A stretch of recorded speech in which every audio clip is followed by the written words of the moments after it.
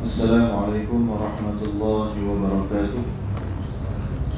Innal hamdalillah nahmaduhu wa nasta'inuhu wa nastaghfiruh wa natawakkalu 'alaihi wa na'udzu billahi min shururi anfusina wa min sayyiati a'malina. May yahdihillahu fala mudilla lahu wa may yudlilhu fala hadiya lahu. Ashhadu an la ilaha illallah wahdahu la syarika lahu wa ashhadu anna sayyidina Muhammadan 'abduhu wa rasuluh. اللهم صل وسلم على سيدنا محمد الفاتح لما أغلق والخاتم لما سبق ناصر الحق بالحق والهادي إلى صراطك المستقيم وعلى آله وصحبه حق قدره ومقداره العظيم. نوينا التعلم والتعليم والتذكر والتذكير والنفع والانتفاع وإفادة واستفادة والحث على تمسك بكتاب الله وسنة رسول الله والدعاء إلى الهدى والدلالة على الخير ابتغاء وجه الله ومرضاته وقربه وثوابه سبحانه وتعالى. أما بعد. Alhamdulillah, syukur kita kepada Allah Subhanahu wa taala. Pada malam ini dapat sekali lagi kita menyambung pengajian kitab Indah Hidup Bersyariat. Muka berapa? 133.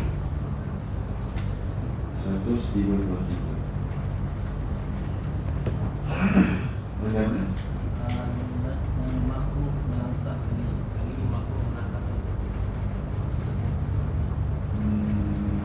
perkara sunat. Perkara sunat yang patut dilakukan pada hari Jumaat. Okey. Bismillahirrahmanirrahim. Qala al-muallif rahimahullah ta'ala wa nafa'ana wa iyyakum bi'ulumihi fid dharain amin Allahumma amin. Masih lagi di bawah tajuk solat Jumaat dan perkara sunat yang patut dilakukan pada hari Jumaat. Kemudian seterusnya, makruh melangkah tengkuk atau bahu orang untuk mendapatkan saf yang berada di hadapan.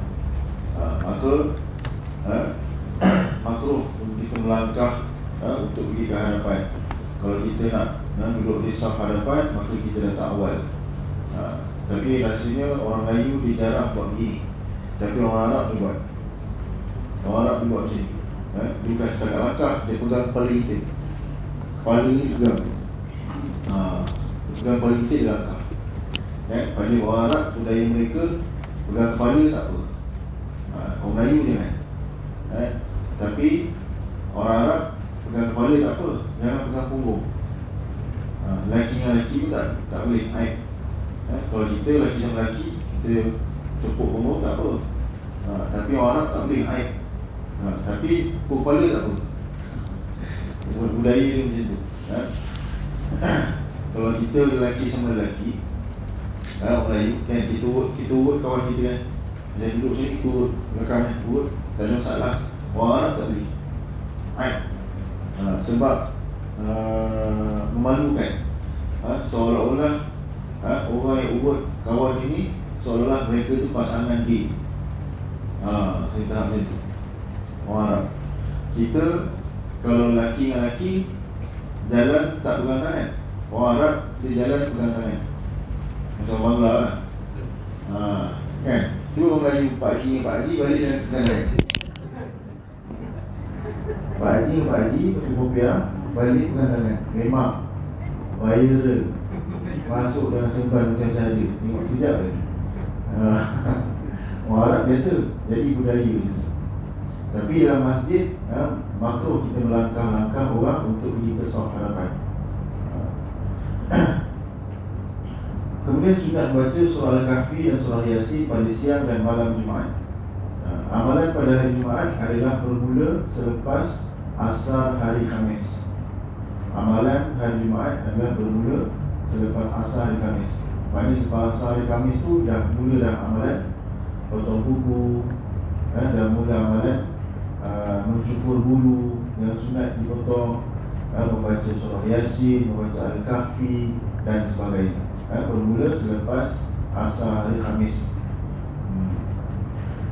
Kemudian membanyakkan doa siang dan malam. Disebut dalam hadis Nabi SAW, ada satu masa, ada satu waktu pada hari Jumaat yang Allah Subhanahu Wa Taala mustajabkan doa. ada satu masa dalam hari Jumaat Allah mustajabkan doa. Jadi hari Jumaat tu bermula selepas solat asar hari Khamis sampailah terbenam matahari Jumaat. Terbenam matahari Jumaat masuk hari Sabtu. Maka sepanjang hari itu ada satu masa yang Allah mustajabkan doa orang yang berdoa. Cuma dirahsiakan bilakah waktunya. Cuma ulama banyak berijtihad. Ulama-ulama berijtihad. Ada ulama kata waktu itu adalah ketika di antara azan dan iqamat solat Jumaat. Maknanya azan pertama, lepas azan pertama kita solat sunat kan. Kita solat sunat, maka sebelum iqamat, maknanya selepas habis khutbah, itu di antara waktu yang mustajab doa. Ada kata di siang hari, waktu duha hari Jumaat. Jadi berbeza-beza pandangan ulama. Tapi walau macam mana pun kita memperbanyakkan doa dan memanjangkan doa, lamakan doa, lama. Kita tengok terkena pula waktu yang mustajab tu, yang Allah rahsiakan, terkena. Sama lah macam malam Lailatul Qadar. Malam Lailatul Qadar ni malam yang dirahsiakan oleh Allah. Cuma mengikut pengalaman ulama-ulama terdahulu, seperti Imam An-Nawawi, seperti Imam Al-Ghazali, pengalaman mereka kebanyakannya dapat malam Lailatul Qadar pada malam 27. Tapi Nabi kata malam ganjil, kemungkinan 21, 23, 25, 27, 29 kemungkinan. Tapi ikut pengalaman ulama dulu kebanyakannya ada dapat 27. Dan sunat doa ni bukan hanya untuk orang lelaki, termasuk juga untuk orang perempuan. Walaupun orang perempuan tak pergi solat Jumaat, orang perempuan juga digalakkan dan disunatkan memanjangkan doa ketika pada hari Jumaat. Dan tak syarat bagi orang perempuan nak solat zuhur tunggu orang lelaki balik. Banyak saya tengok orang perempuan berfaham itu, nak solat zuhur kena tunggu orang lelaki balik sembahyang Jumaat baru boleh sembahyang zuhur. Itu salah. Sama je, waktu sama. Hari Jumaat, hari Senin sampai Jumaat, solat zuhur orang perempuan tetap sama. Bila azan kumandang, lepas habis azan dah boleh solat. Tak perlu tunggu orang lelaki balik solat Jumaat. Kalau tak boleh balik macam mana? Kena pula yang bermadu kan? Dia balik masjid, dia pergi singgah rumah dulu kan? Contohnya, mana suami tak boleh balik tak solat zuhur ke? Contohnya. Baik. Dia sebenarnya itu adalah kita tengok mak kita kan, mak kita pula tengok nenek, tengok moyang macam tu, kita pun ikut juga. Sebenarnya bukanlah menjadi hukum lelaki balik baru solat zuhur, tapi kebiasaannya atuk-atuk kita dia balik pada solat Jumaat, nenek nak sediakan nasi, atuk makan, nenek pergi solat, macam tu. Jadi dah jadi hukum pula lah kan, jadi hukum wajib. Sama lah macam kenduri tahlil. Kenduri tahlil tu tak wajib, dia sunat. Tapi bagi orang yang tak mampu, dia rasa dia malu kalau tak buat tahlil kan. Orang miskin contohnya, dia tak ada kewangan terjejas, dia rasa malu kalau tak jemput orang surau, terpaksa dia berhutang dengan orang lain supaya dapat beli makanan. Itu pun bid'ah juga, itu pun salah juga sebenarnya. Budaya yang kita kena perbetulkan. Kalau tak ada duit, tak perlu pun beli makanan, jamu orang surau, tak perlu pun. Cukup dimaklumkan kepada orang surau ada ahli keluarga meninggal dunia. Jadi orang surau dan masyarakat tempatan, kita collect lah duit. Kita bagilah makanan dekat rumah orang yang ditimpa musibah. Bukan dia jual duit, jamu kita makan sampai kenyang. Orang tu lah sedih, dia kena jamu kita pula kan. Budaya ni kita kena fahamkan betul. Baik. Sunat membanyakkan amalan akhirat seperti bersedekah. Kalau sedekah setiap hari digalakkan, pada hari Jumaat ni dilebihkan sedikit. Dilebihkan sedikit supaya kita mendapat fadilat. Satu lagi kefahaman kita dalam bab sedekah ialah kita bersedekah bukannya orang yang kita sedekah ataupun tempat yang kita sedekah itu memerlukan duit kita. Kita jangan faham macam tu. Kalau kita masuklah dalam surau nak bayar api, surau nak bayar bilai, kita pun masuklah RM10. Sebab apa? Surau memerlukan derma kita. Jangan faham macam tu. Kita lah yang berhajat kepada sedekah. Kita lah yang berhajat kepada amalan sedekah itu. Kalau kita tak buat amalan sedekah, habis kita. Akhirat kita rugi. Kita akan jadi orang yang rugi ke akhirat. Sebab sedekah ni adalah amalan sunat selepas zakat. Selepas zakat, sunat adalah sedekah. Nafkah pun sedekah juga, tapi nafkah tu wajib. Selepas zakat, selepas nafkah adalah sedekah. Kita nampak orang susah dekat pasar contohnya, orang buta, orang susah, orang terjejas. Kita jangan faham dia perlukan duit kita. Sebenarnya dia Allah hantar depan mata kita supaya Allah bagi peluang untuk kita dapat ganjaran daripada Allah. Kita pun bersedekah.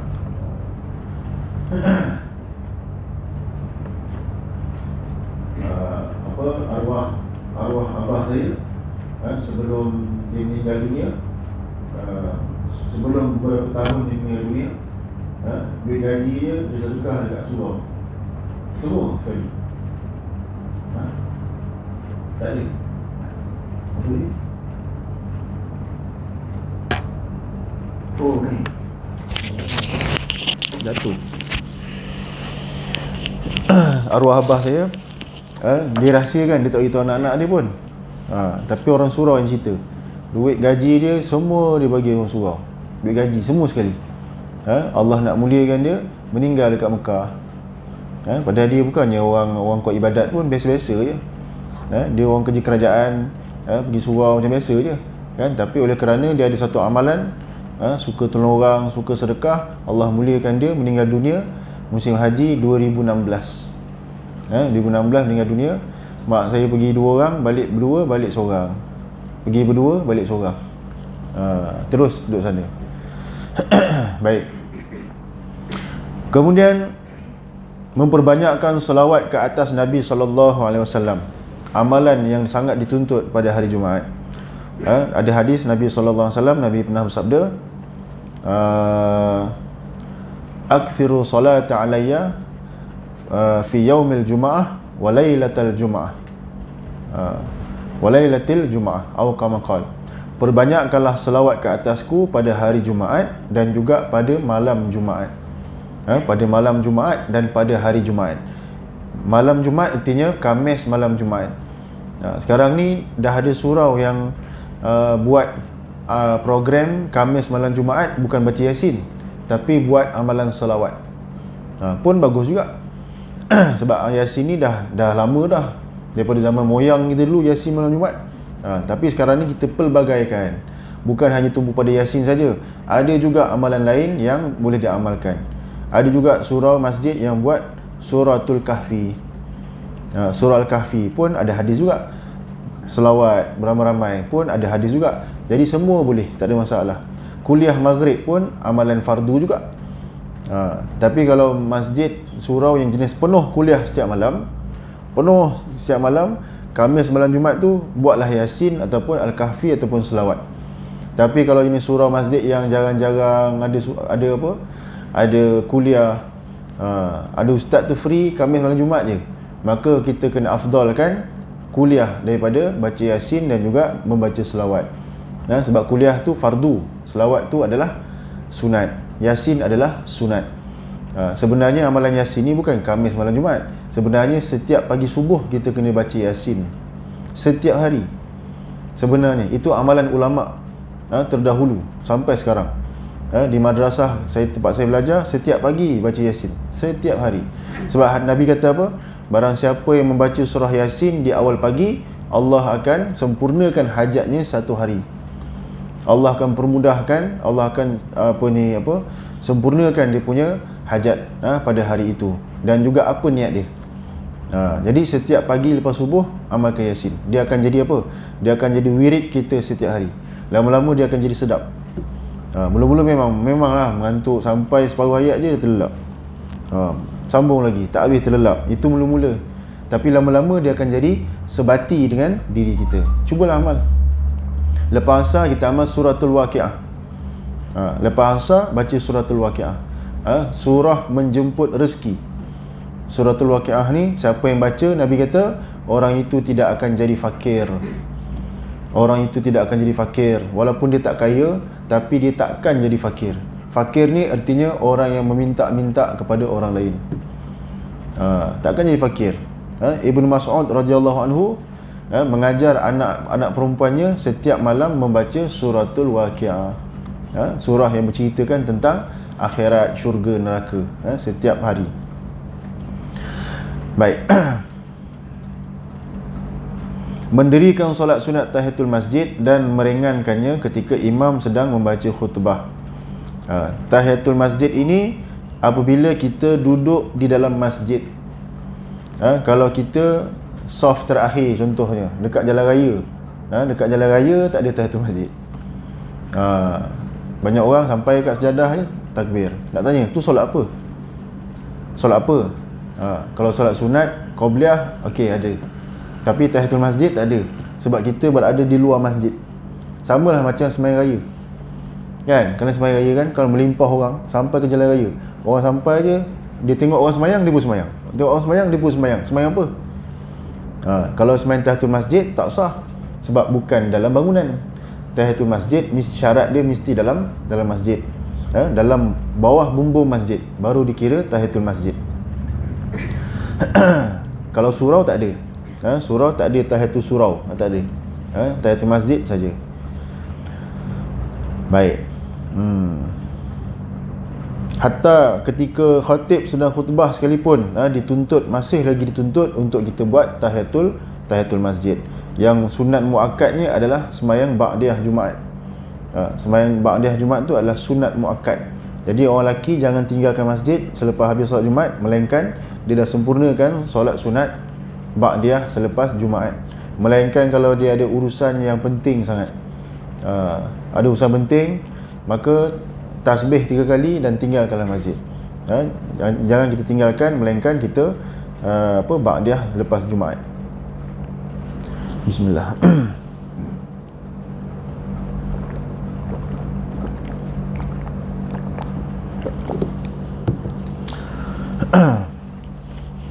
Baik, kemudian lewat solat Jumaat. Sesiapa yang dapat mengikut 1 rakaat bersama imam, maka sah Jumaatnya. Maka sah Jumaatnya mengikut rakaat 1 rakaat.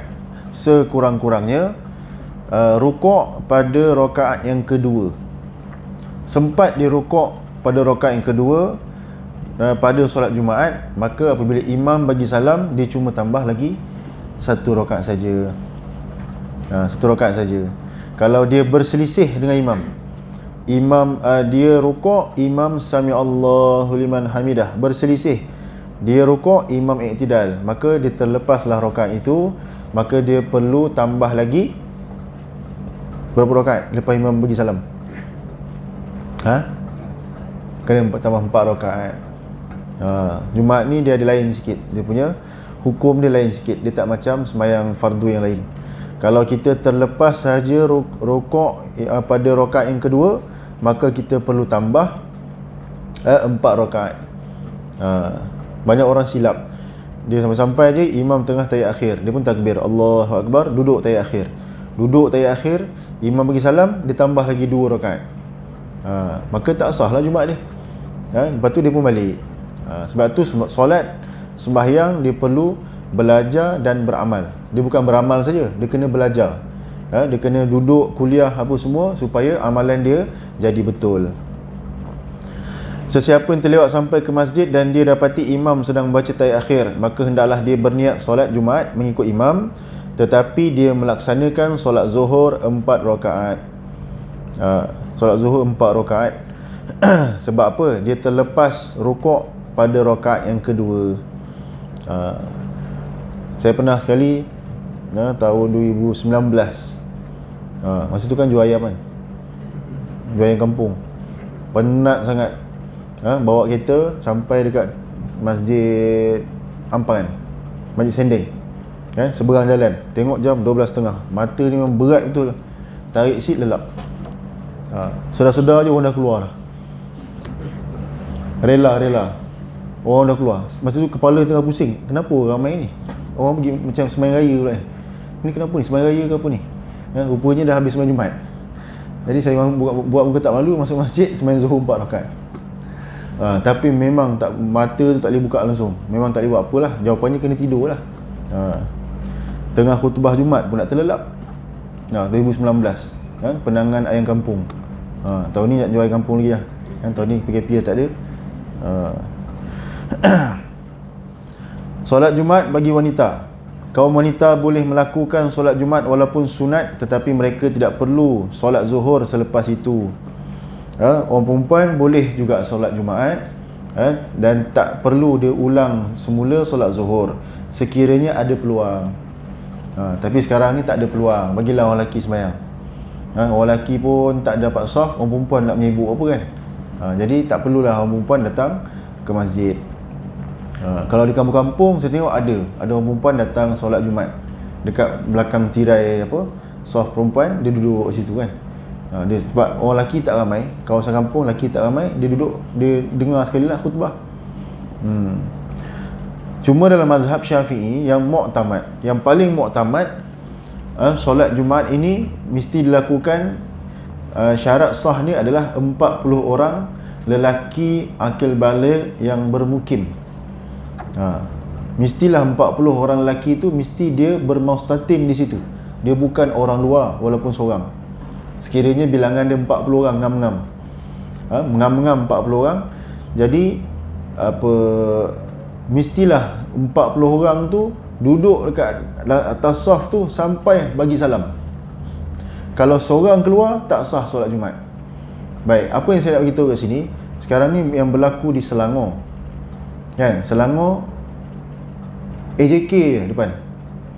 AJK je depan ni, 5 orang, 6 orang. Tak cukup 40 orang. Memang ada pandangan dalam mazhab Syafi'i sah sembahyang Jumaat walaupun kurang daripada 40 orang. Ada yang kata 12 orang pun dah cukup dah untuk buat solat Jumaat. Tetapi ala sabili ihtiyat dipanggil, untuk berjaga-jaga. Banyak pandangan ulama-ulama apa ni yang muktabar, mereka menyarankan supaya habis solat Jumaat ulang semula solat Zuhur untuk ihtiyat. Ihtiyat ni artinya kita berjaga-jaga untuk orang lelaki. Dalam mazhab Hanafi kurang 40 orang boleh buat solat Jumaat, tak ada masalah. Tapi kalau mazhab Syafi'i, kalau ikut yang paling sah, yang paling muktamad dalam kitab fiqh mazhab Syafi'i, kurang 40 orang tak sah sembahyang Jumaat. Tapi atas dasar berhati-hati, ulanglah solat fardu Zuhur. Baik.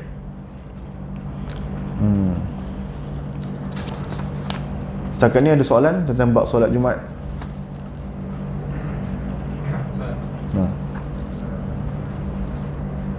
Berlaku pada hari Jumaat di masjid Selangor. Sebelum solat memang beritahu ada nak buat kunut nazilah. Buat apa? Kunut nazilah lah. Kunut nazilah. Dia dah habis semua, dah habis kunut semua, dah duduk tahiyat. Mengambil salam, dia sujud sawi. Dia sujud 2 kali, dia berjalan. Tapi ada sebuah jemaah yang sujud, ada sebuah yang tak sujud. Nak tahu status dia yang tak sujud macam mana yang sujud tu. Imam tadi dia buat kunut nazilah. Dia nak buat kunut nazilah, dia beritahu lah sebelum kedua kita nak buat kunut nazilah. Jadi kita faham lah kan. Tapi masa dia sebelum tahiyat, masa tahiyat, sebelum dia bagi salam, dia sujud sawi. Oh, kenapa dia sujud sahwi? Okey, kalau kita bab sujud sahwi ni berlaku sekiranya kita tertinggal sunat ab'ad. Kita tertinggal sunat ab'ad. Sunat ab'ad ni sunat yang berat dalam solat. Contohnya kita tertinggal tahiyat awal, tertinggal baca kunut solat subuh, kita lupa rakaat, tertambah rakaat, terkurang rakaat, macam tu. Tapi kita tak tahu apakah kesalahan imam itu. Kalau kata solat Jumaat tak ada tahiyat awal. Okey, solat Jumaat tak ada tahiyat awal, tak disunatkan kunut seperti mana waktu subuh. Kalau kata dia kata pada rakaat terakhir nanti kita akan buat kunut nazilah, kan? Tiba-tiba dia terlupa kunut nazilah, tak disunatkan sujud sahwi. Tak disunatkan sujud sahwi kalau tertinggal kunut nazilah. Cuma tertinggal kunut subuh sahaja yang disunatkan sujud sahwi. Tapi adapun kita peranan sebagai makmum, apa sahaja perbuatan imam selagi mana tidak salah, maka wajib ikut. Wajib ikut. Makmum ada sebab yang ikut, ada sebab jauh kan, masjid besar jauh. Kita dengar suara imam tu, Allahu Akbar. Ada tunggu nak bagi salam ni dah tahiyat. Tiba-tiba dia Allahu Akbar, dia naik. Allahu Akbar, dia naik, dia bagi salam. Sebab yang ada yang ikut, sebab yang tak ikut. Kalau tak ikut, tak sah lah solat. Tak sah lah solat Jumaat dia. Tapi benda tu jarang-jarang berlaku. Jadi orang confuse. Jadi orang confuse. Confuse. Ni patutnya Assalamualaikum, ni Allahu Akbar. Orang tunggu nak salam ni kan, tak tahiyat, nak salam ni, tiba-tiba dia Allahu Akbar. Dia naik balik, Allahu Akbar, sujud lagi sekali, dia salam. Kalau tak ikut, tak sah lah solat Jumaat. Cuma kalau kita faham bab tu, lepas tu tanyalah imam. Lepas habis solat, cuba tanya imam, "Mam, tadi kenapa sujud sahwi?" Kenapa sujud sahwi? Tanya dia. Kan, tertinggal apa? Kalau kata tahiyat awal, sembahyang Jumaat tak ada tahiyat awal. Apa tertinggal? Kunut tertinggal, dia baca kunut kan? Terlupa rakaat ke? Kan? Wallahu a'lam. Baik, seterusnya solat jamak dan qasar. Pengertian solat jamak mengumpulkan dua solat dalam satu waktu.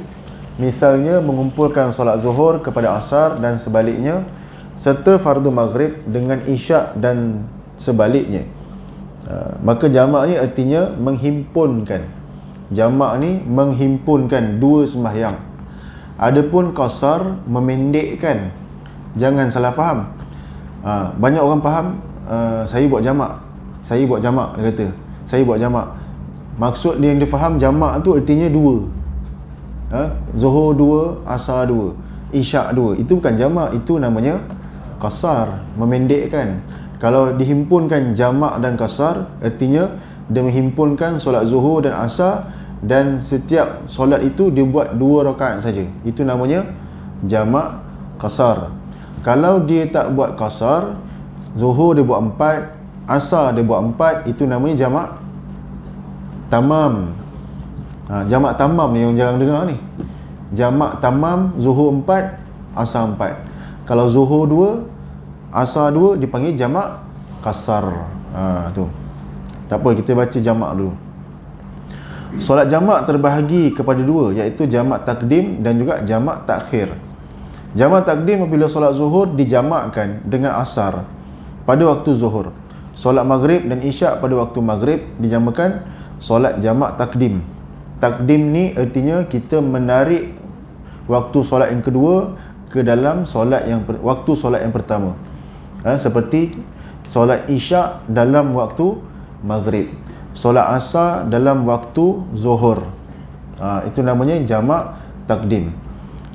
Maka jamak takdim ni syarat dia bawah nanti syarat dia. Kita baca jamak takhir dulu.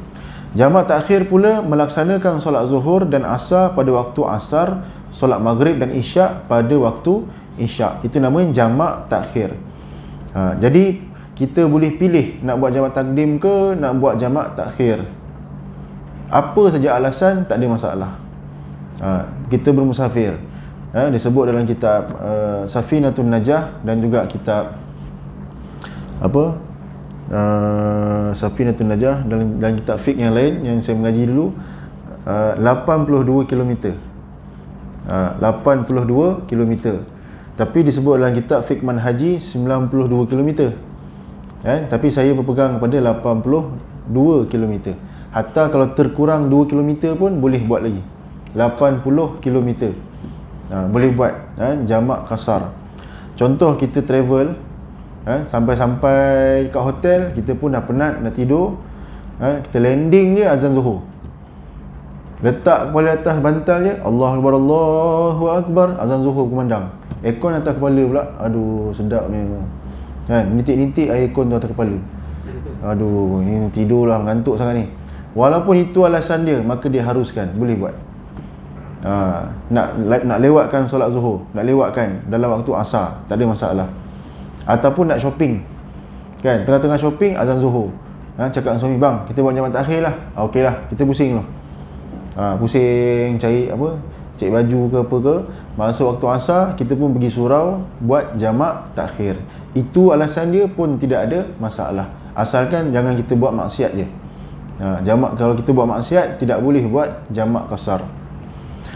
Seperti orang bermusafir sebab dia nak menyamun secara berjamaah. 40 penyamun ni dia pergi bermusafir naik bas persiaran untuk pergi rompak, pergi rompak emas contohnya dekat Penang contohnya. Okey, ketua penyamun kata kita berhenti semayang dulu jamak qasar. Tak boleh kan, sebab dia nak pergi buat dosa, jadi tak boleh buat jamak qasar. Baik.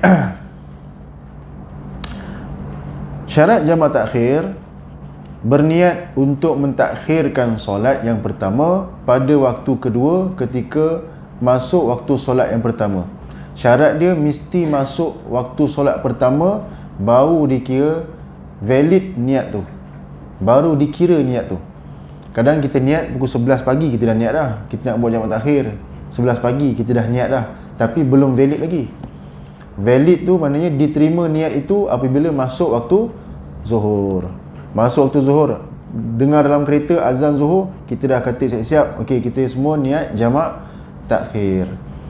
Tiba-tiba kita sampai ke destinasi tapi waktu zuhur masih ada lagi. Contoh sampai-sampai jam baru pukul 2.30 petang. 2.30 petang tu waktu zuhur. Jadi dia boleh ubah niat dia, boleh buat jamak takdim. Boleh buat jamak takdim. Tadi jamak takhir dah sampai, alang-alang dah sampai, kita semayang je lah zuhur. Nanti lepas asar, lepas habis buat jamak, nanti lepas asar kita betul-betul tidur. Penat kan. Jadi dia sampai ke destinasi, dia buat zuhur 2 rakaat, dia buat asar 2 rakaat, lepas tu dia tidur. Maka masuk waktu asar dia tak perlu solat lagi dah. Itu jamak takdim. Cara melakukan jamak takhir.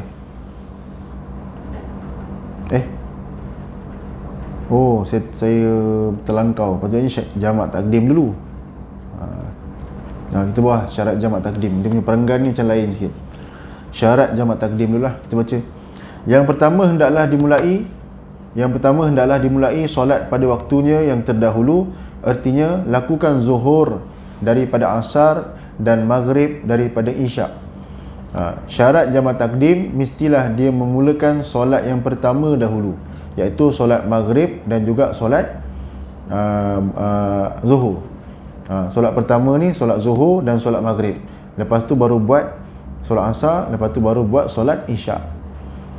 Yang kedua, niat jamak pada solat yang pertama pada permulaan takbiratul ihram atau di tengah-tengah solat selama mana ia belum memberi salam. Syarat niat jamak ni bukan semestinya ketika kita nak takbir. Sahaja aku sembahyang fardu zuhur 2 rakaat jamak dengan asar, pun nak buat 2 rakaat juga kerana Allah Ta'ala. Nak susun niat tu yang panjang tu. Allahu Akbar, Astaghfirullahalazim ni berterabur niat. Jadi kita cuma niat sahaja aku sembahyang fardu zuhur 2 rakaat. Itu je. Kalau kita jadi makmum, niat makmuman. Ataupun sahaja aku sembahyang fardu zuhur qasar, makmum kerana Allah Ta'ala. Masa tengah sembahyang tu, tengah rukuk ke, tengah i'tidal ke, tengah tahiyat ke, kita hadirkan niat untuk jamak pula. Selagi mana kita belum bagi salam, niat jamak selagi mana kita belum bagi salam. Selepas bagi salam baru teringat nak buat jamak, maka dah tak sah dah. Hatta kata ulama fiqh, sedang bagi salam, Assalamualaikum warahmatullahi, tengah bagi salam niat jamak masih lagi boleh. Teringat nak buat jamak masih lagi boleh. Baik. Yang ketiga, berturut-turut antara solat yang pertama dan kedua. Oleh itu antara kedua-duanya tidak boleh diselangi atau pekerjaan atau perbuatan lain.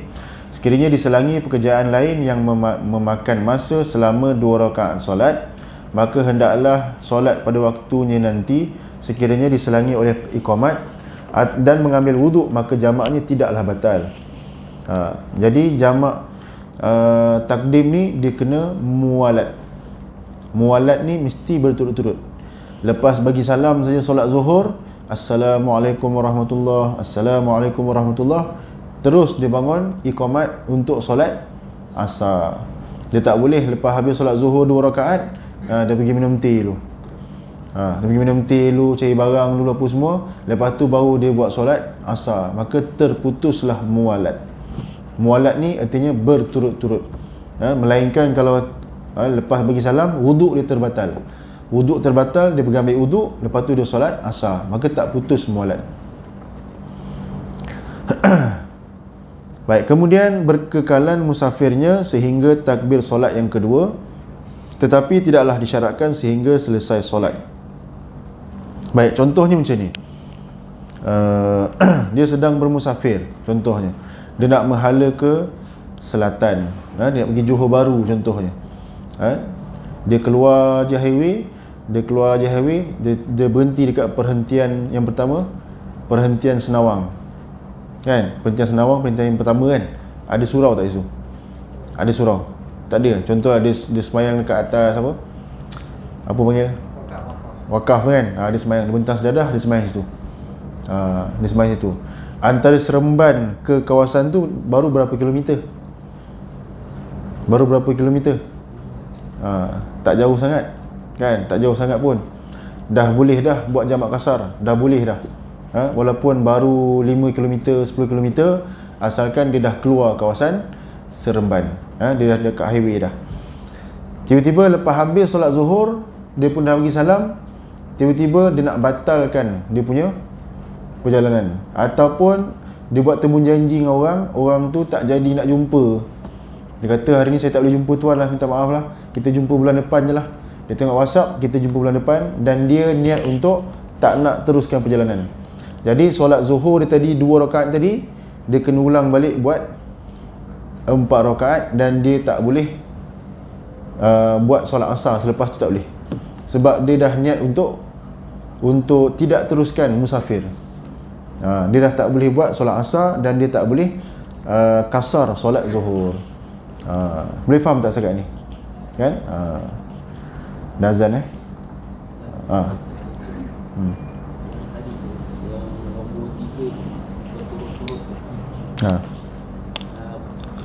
Dia buat solat jamak takdim yang adakah dia langsung tak boleh cakap untuk yang pergi kedua? Kadang-kadang tak boleh apa? langsung tak boleh cakap. Oh tak ada masalah cakap. Sebab saya pernah tanya apa, saya pun pening dia semayang apa sebenarnya. Saya nak tanya dia sebab saya nak follow. Dia kata tak boleh cakap. Lepas semayang dia cakap tak boleh cakap untuk yang second punya. Tahu, faham. Oh, syadid betul, ekstrim. Dalam kitab tak dikata syarat kalau bercakap tak boleh buat jamak, tak ada syarat macam tu pun. Tak batal jamak dia. Dia salah faham tu. Kadang-kadang perasaan dia macam tu kan. Tak ada katalah di antara solat zuhur dengan asar tu tak boleh cakap langsung, takut nanti tak boleh buat jamak, tak ada. Dalam kitab fiqh tak sebut macam tu pun. Kita boleh bercakap, jom lepas, jom cepat kita buat jamak, boleh. Tak ada masalah. Orang tua ke? Ya ke? Lama-lama punya pemikiran memang yang lama-lama je. Cuma belakangan ni je benda tu tak ada salah. Sebelum ni memang macam tu, tak cakap langsung. Yelah, dia sebenarnya fiqah ni dia perlu lihat kepada fakta. Fakta ni kitab, bukan perasaan. Contohnya kita masuk-masuk, ada orang dia masuk-masuk dia terpijak tak cicak. Kan? Orang kata terpijak tak cicak, basuh sahaja, tak perlu ambil wuduk, tapi hati saya tak tenang lah. Sekarang ni dia beramal mengikut ulama dan juga kitab ataupun perasaan prasangka yang diwaswaskan oleh syaitan. Fakta kata wuduk tak batal, perasaan dia kata macam batal. Jadi kita beramal ni ikut apa sebenarnya? Ikut perasaan ke ikut kitab? Saya rasa nak ambil wuduk balik lah. Nak ambil je lah wuduk, padahal tak batal pun. Saya jumpa budak Form 3 umur 16, Form 4 umur 16, mandi wajib 3 jam. Sampai bapak dia pening kepala. Ustaz, saya dah stres dengan anak saya ni Ustaz. Saya dah stres dengan dia. Dekat Sembang 2. Lepas habis solat Isyak, Ustaz turun nasihat dia Ustaz. Dia mandi wajib 3 jam Ustaz. Astaghfirullahalazim, dia kata.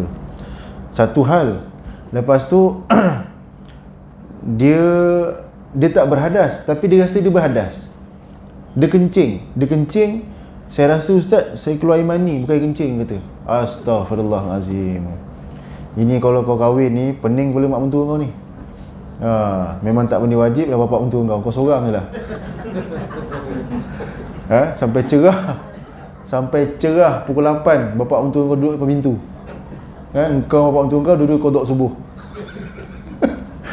Kan? Sampai luka zakar dia nak korek bagi kena air. Sampai luka, sampai tak macam tu.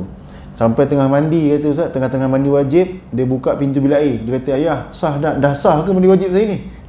Dah 3 jam tuan-tuan, kecut. Dah jadi burung puyuh dalam tu. Sampai bapak dia tutup air, buka bilik air, tutup air, dah keluar. Sampai kena halau macam tu. Was-was punya hal. Jadi, kita beramal ilmu fiqah ni bukan mengikut prasangka-perasaan, tapi kita kena ikut fakta dalam kitab. Macam tu. Ya? Jelas? InsyaAllah. Okey, kalau tak ada soalan, kita tangguhkan majlis pada malam ini dengan tasbih kafarah dan suratul As. Subhanakallahumma bihamdika asyhadu an la ilaha illa anta astaghfiruka wa atubu ilaik. Bismillahirrahmanirrahim. Wal 'asri innal insana lafi khusr illa allazina amanu wa 'amilus solihat wa tawasaw bil haqqi wa tawasaw bis sabr. Walhamdulillahirabbil alamin. Taqabbalallahu minkum.